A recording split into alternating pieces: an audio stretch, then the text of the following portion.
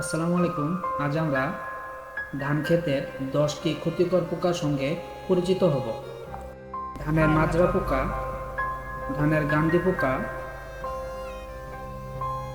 ধানের চুঙ্গি পোকা,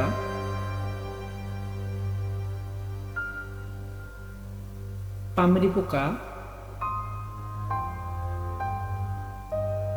ধানের গলমাছি বা নলিমাছি, বাদামি গাছফড়িং, লেদা পোকা, ধানের পাতা মোড়ানো পোকা, ধানের ক্লিপার পোকা,